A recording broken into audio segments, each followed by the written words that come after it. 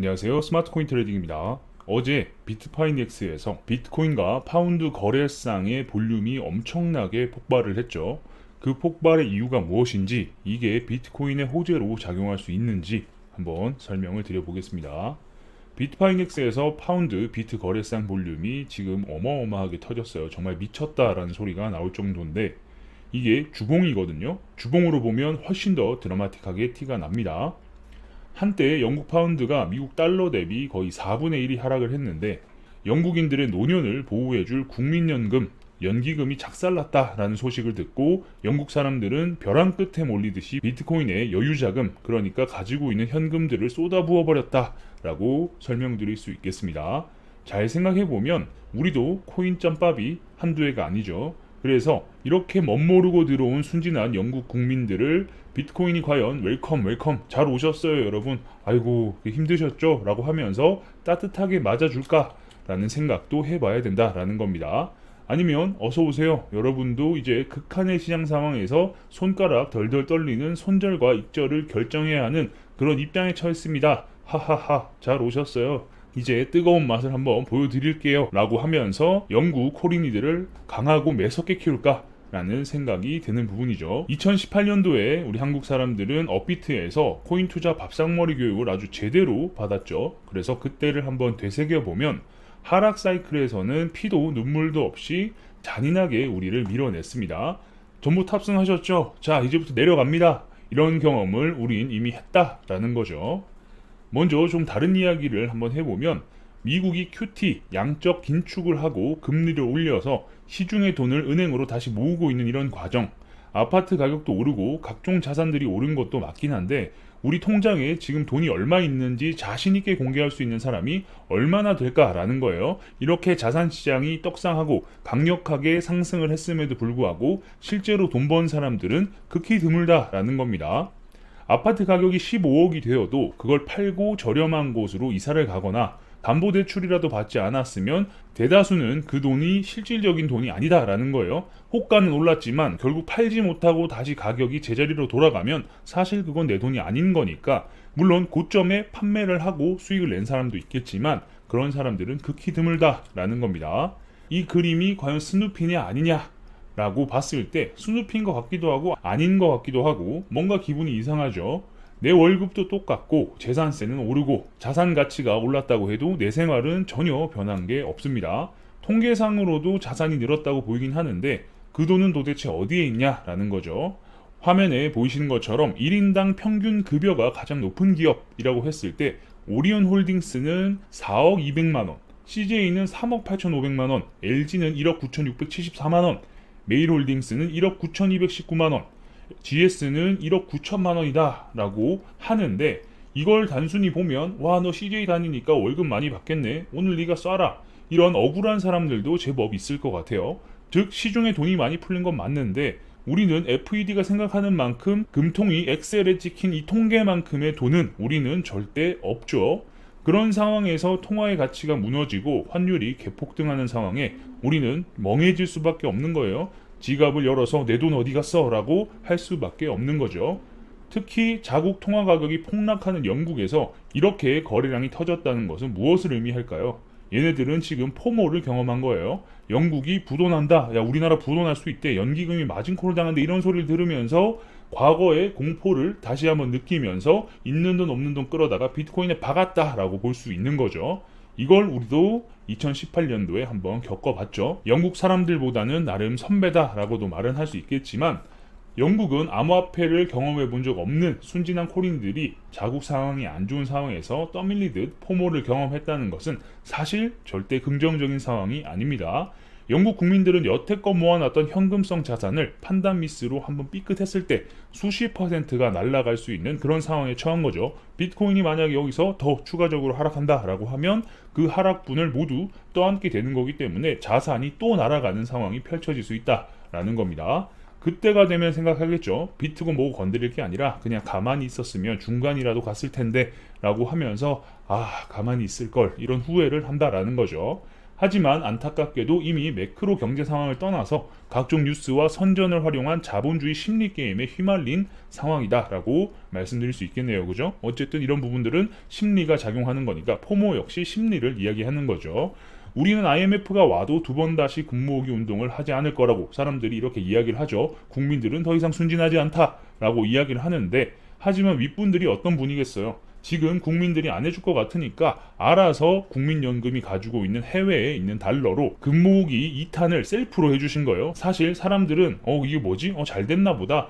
국민연금이 돈 많이 벌었다고 하니까 도움 되겠네 라고 생각하지만 결국 이거 모두 국민 자산이죠. 그러니까 사람들한테 티 안 나게 사람들이 가지고 있는 미래에 받아야 되는 이 자산 그리고 권리를 수합을 해가지고 미리 땡겨 쓰겠다라는 말입니다. 그러면 결국 금모으기 운동하는 거랑 별반 다를 게 없는 거죠. 어떤 부분에서는 꽤 괘씸하다라는 생각도 드는데, 영국이 이번에 이렇게 움직인 이유가 저쪽도 지금 각자 도생을 해야 되는 시기라서 그렇다라고 말씀드릴 수 있겠습니다. 영국은 과거 1970년도 당시에 한번 구제금융을 겪었어요.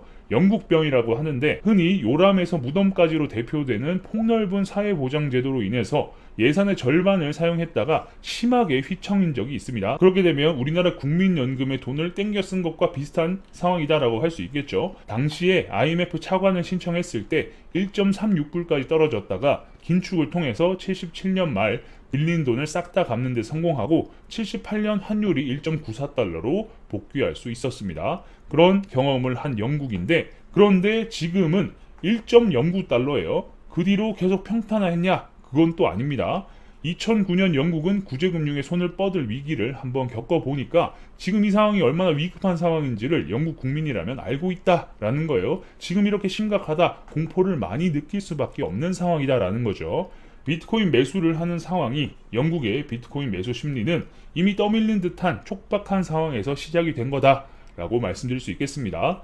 우리나라 국민들이 일 안 하고 업비트만 쳐다본 비트코인 2천만 원일 때 우리는 부자가 되고 싶어서 투자를 했죠. 누가 돈 벌었다, 누군가가 돈 벌었다, 김대리가 돈 벌었다 이런 이야기를 하니까 나도 부자가 되고 싶어서 투자를 했다라는 말이에요. 하지만 영국은 지금 자국 경제, 자국 통화가 완전히 박살날 수 있는 상황에서 피난의 수단으로 비트코인을 선택했다 라고 말씀드릴 수 있겠습니다. 지금 이 상황에서 선진국 그룹 내에서 첫 바다를 맞으면 정말 돌이킬 수 없습니다. 다들 지금 위태위태 간당간당한 상황인데 누구 하나 걸리면 그래 다 같이 얘를 제물로 삼자라고 하면서 동네북이 될 가능성이 있다라는 거예요. 그래서 우리나라도 조심을 해야 된다라고 계속 이야기를 하는 거죠. 이 정도로 다들 눈치 게임 심각한 상황이다라는 건데, 이런 상황인데 양적 완화를 해서 급한 불을 껐어요. 영국은 다들 긴축을 하는데 양적 완화를 했으니까 얼마나 급했으면 저럴까 싶긴 하죠.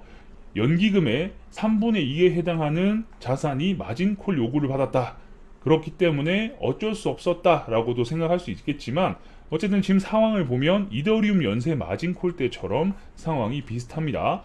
마진콜을 막기 위해서 담보를 팔다 보니까 채권 가격이 하락하는 거예요. 그러니까 코인 가격이 하락하면서, 하락을 하면 더더욱 나의 청산 가격이 가까워지는데 다른 코인을 계속 팔면서 연쇄적인 하락, 계속해서 하락을 하고 메꾸고 하락하고 메꾸고 하다 보니까 이런 악순환이 펼쳐진다라는 거예요. 담보가 부족하니까 돈 더 가져오세요 라고 하는데 이 담보의 가치가 줄어드는 상황이다라는 거죠. 그래서 여기에다가 엄청나게 큰 돈을 영국이 쏟아붓겠다라고 이야기를 하고 나서 잠시 위기는 모면했지만, 이런 상황을 보고 사람들이 너무 단순하게 생각하는 경향이 좀 있습니다.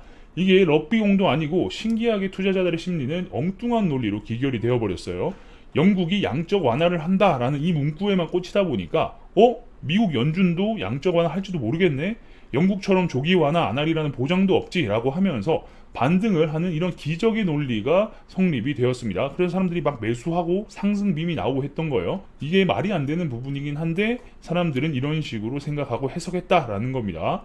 그런 상황에서 배운 사람들, 아니 상식적인 분들, IMF부터 신용평가기관은 영국의 이 움직임을 보고 미쳤냐 이 병신들아, 이런 소리를 고급스럽게 표현을 했습니다. 자금 마련 계획이 없는 대규모 감세는 차입 비용 증가, 성장 전망 악화 등을 불러 구조적으로 더 많은 적자를 초래하고 부채 상환 능력을 영구적으로 악화시킬 수 있다 라는 말을 했는데, 이건 돈도 없으면서 지르지 마라 라고 이야기한 거죠. 오늘 국제통화기금 IMF가 영국 상황을 자세히 주시하고 있다. 이 말은 어떻게 하면 이런 결정을 내리는지 지켜보고 있다라는 거죠. 하지만 청산 나갈 뻔한 영국의 반응은 이렇습니다. 형님 고마워요. 정말 큰 도움이 되었어요. 이런 소리를 하고 있는데 지금 도대체 같은 대화를 하고 있는 건지 같은 맥락에서 이야기가 오가고 있는 건지 싶은 생각이 들 정도다라는 겁니다. 우리나라 IMF 때도 그렇고 대다수 생업에 종사하는 현금 채굴자들은 이런 상황에 대해서 대처 방법이나 감이 없어요. 사실 그죠? 텅텅 빈 망한 마을금고나 이런 작은 은행들이 있었죠. 그런데 가가지고 의미 없이 의자 집어 던지고 내 돈 내놔라 막 부수고 이런 거밖에 한 게 없었어요. 줄어들 기약이 없는 줄을 서가지고 하염없이 기다리고 새치기 하지 말라고 막 앞에 소리 지르고 자기들끼리 싸울 뿐이었죠. 그나마 유동 자산이 있는 영국 국민들은 어디에 돈을 옮겨야 하나 고민을 하다가 이런 전문가 뉴스를 보면서 비트코인 매수를 결심할 수 있었을지도 모릅니다. 그런데 이 뉴스를 보고 결정을 했다라고 하면 이 뉴스의 출처가 어디고 이런 이야기를 누가 했는지를 봐야 되겠죠.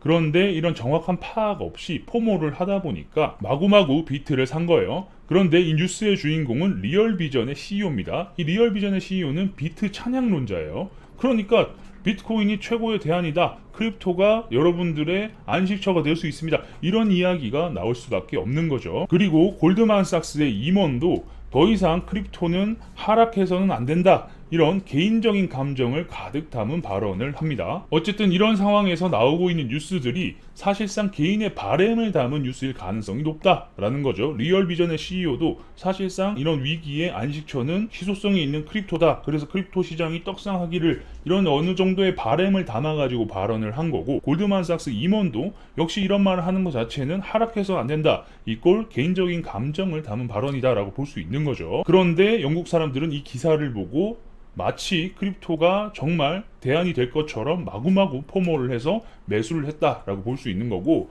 일단 영국은 10월 중순까지 영국 채권을 매입하는데 총 650억 파운드를 쓸 생각이다라고 했습니다. 지금 1달러다라고 생각을 해보면 약 70조 원을 쓰겠다라는 거죠. 그리고 하루에 약 50억 파운드씩 쓴다라고 말을 했어요. 그러면 이것도 하루에 약 7조씩 쓰겠다라는 거죠. IMF가 이야기했던 것처럼 사실 저도 얘네들이 돈은 있는지 궁금하긴 합니다. 돈도 없는데 이걸 막 지르고 있는 게 아닐까라는 생각도 드는 거죠. 하지만 여기에는 긍정적인 효과는 분명히 있을 것 같습니다. 어쨌든 이런 식으로 희망에 목말라 있는 코인 시장이기 때문에 이걸 좋은 쪽으로 해석해서, 그리고 지금 상황이 안 좋다 보니까 아마 상황이 급박한 다른 국가들도 몇몇 동참할 수 있을 것 같아요. 어쩔 수 없이 지금 상황이 안 좋지만 해야 되는 양적 완화 행렬에 나도 사실은 좀 급했어, 나도 좀 같이 하자라고 하면서 합류하게 되는 나라들이 생길 수 있다라는 말이죠. 그런 행렬에 힘입어서 10월 중순까지 비트가 볼벤 상단 약 4천만 원대까지 반등도 가능할 수 있다 라는 점, 이걸 희망적으로 볼 수 있는 부분이다 라고 할 수 있는 거고, 하지만 큰 틀은 바뀌지 않죠. 사실 여전히 상황은 좋지 않고 모든 결정은 연준의 희망적인 메시지에 달려있다 라고 말씀드릴 수 있겠습니다. 어쨌든 다른 나라들이